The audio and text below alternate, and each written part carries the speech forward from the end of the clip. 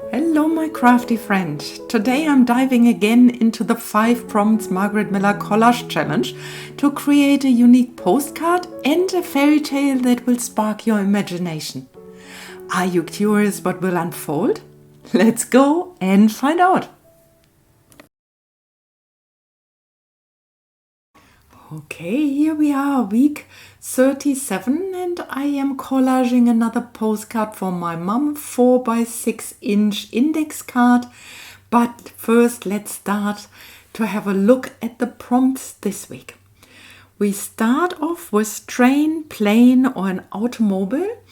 And I found in a New Zealand magazine this black and white image of an old car. I thought it's a nice interpretation for the automobile.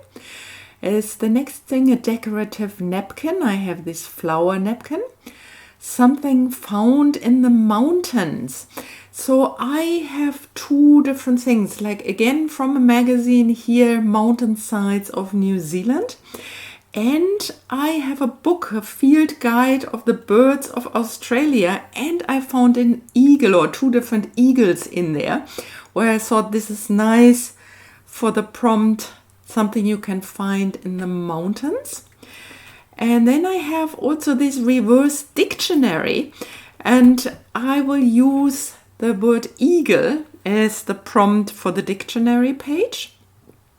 Then we have here an interesting building, this castle, and paperclip or bread. I will decide at the end if I will use one of the white or black breads to use with my card.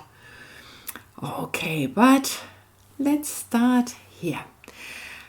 I will again use my frame that some of you might have seen in a prior video of mine. I use this when I play around with the images to know what I can see on the later postcard. It helps me immensely to visualize how the postcard will turn out. Here you can see I can play and move the items a little bit around so that I can make a decision what goes where. And here with the castle, I would like it to be behind the car, matching to the back, and so I will make a little cut with my craft knife on the rooftop of the car. Here you can see, so that I will be able to slide the corner of the castle image under the rooftop of the car. Yeah, very careful. And here, there you can see. That's what I mean. Yeah, I like it.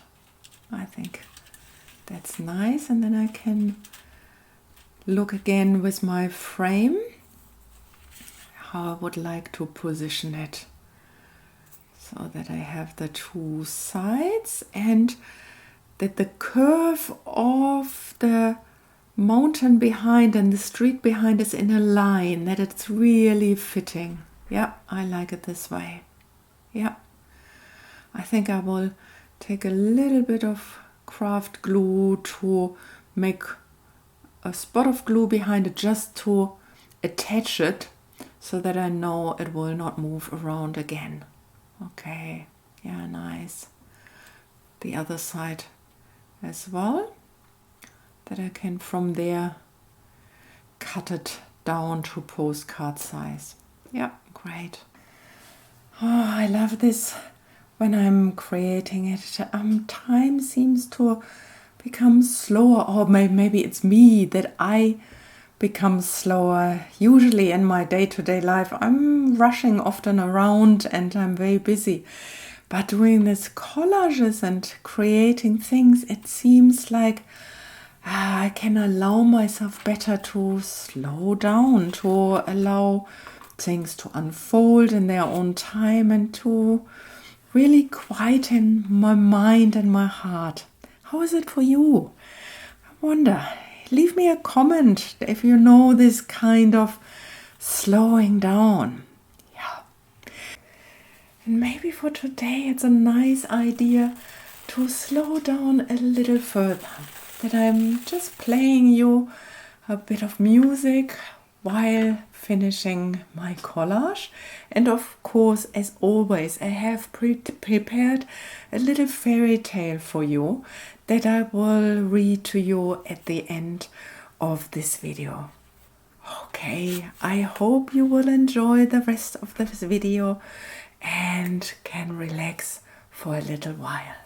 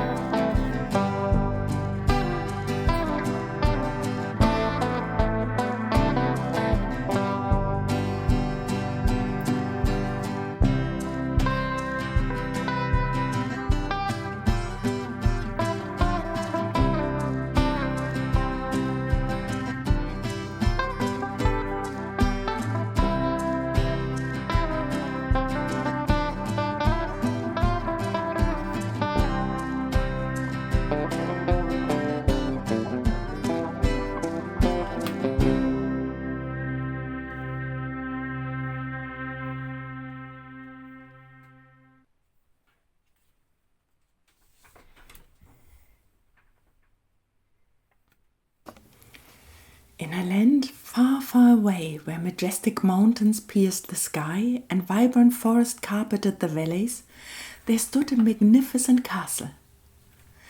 This was no ordinary fortress. Its walls shimmered with every hue imaginable, as if a rainbow had been captured and woven into its very stones.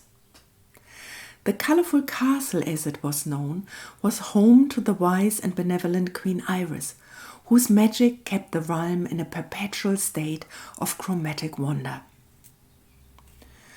One fateful day, a dark sorcerer named Umbra appeared at the castle's gate. Envious of the queen's power and the joy her colors brought to the land, he cast a terrible spell. With a wave of his obsidian staff, he declared, "Let all that is bright fade to grey, colours of sight and hard decay. From mountain peak to forest dell, all shall fall under my spell." In an instant the world changed. The castle's brilliant hues dulled to shades of grey, and the once lush landscape became a monochrome wasteland. But the spell went deeper than mere appearance. It zapped the color from people's hearts and feelings. Laughter became muted, love grew tepid, and even the fiercest anger cooled down to a dull resentment. High above the colorless world, an eagle named Sapphire circled the ashen peaks. Unlike the creatures below, Sapphire had been soared so high when the spell was cast that a few drops of color still clung to his feathers. As he surveyed the dreary land, he knew he had to act. Sapphire flew to the colorful castle, now a looming structure of blacks and whites. There he found Queen Iris, her once radiant gown now as grey as storm clouds. With what little color he had left, Sapphire shared a vision of hope with the queen. "Your Majesty," he screeched, "I have seen from the heights that there is a way to break this curse. At the highest peak of the prismatic mountains, there sits a single chromatic crystal. Its light can dispel the darkness, but it must be brought back before the next full moon, or the spell will become permanent." Queen Iris knew she couldn't make the treacherous journey herself, so she entrusted Sapphire with the task. The eagle set off immediately, his wings carrying him over the colorless landscape. As he flew, he noticed how the lack of color affected everything. Rivers flowed in monochrome, fish swam listlessly in grey waters, and even the wind seemed to whisper in monotone. The journey was fraught with danger. Umbra had sent his shadow minions to patrol the skies, and Sapphire had to use all his skills to evade them.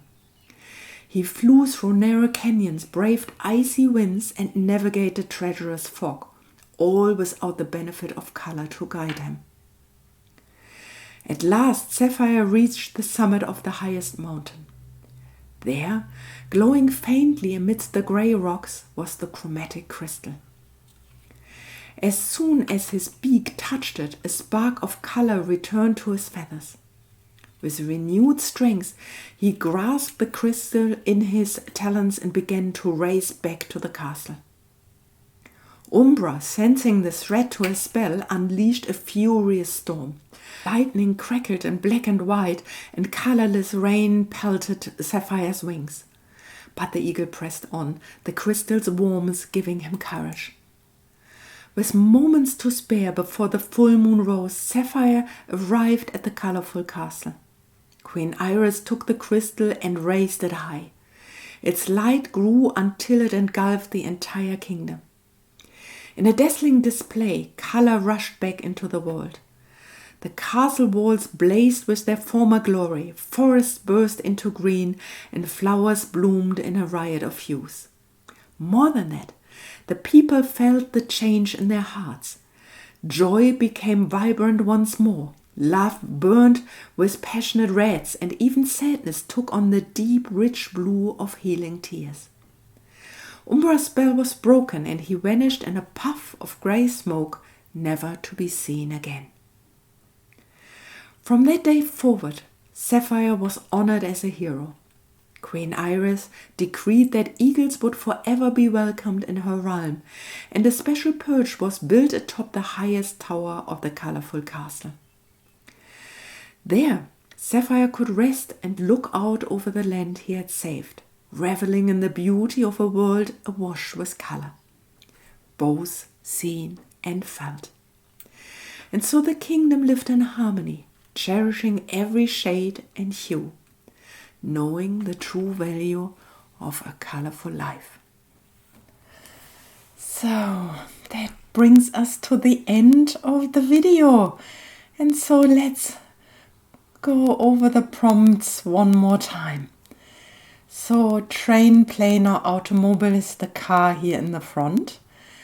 Decorative napkin is there on the right hand corner. It's like a little bit of colors that are in the air picked up by the eagle. Something found in the mountain definitely is the eagle. Then a dictionary page I have here on the bottom is from the reverse dictionary. Then an interesting building is the colorful castle. And as a bonus, the bread that is on the left-hand corner. Okay, I hope you enjoyed today's video. Please give it a thumbs up as always. If you did, it helps my channel enormously. And of course, subscribe if you would like to see more of my videos. I hope I will see you sometime soon. I wish you a wonderful day for now.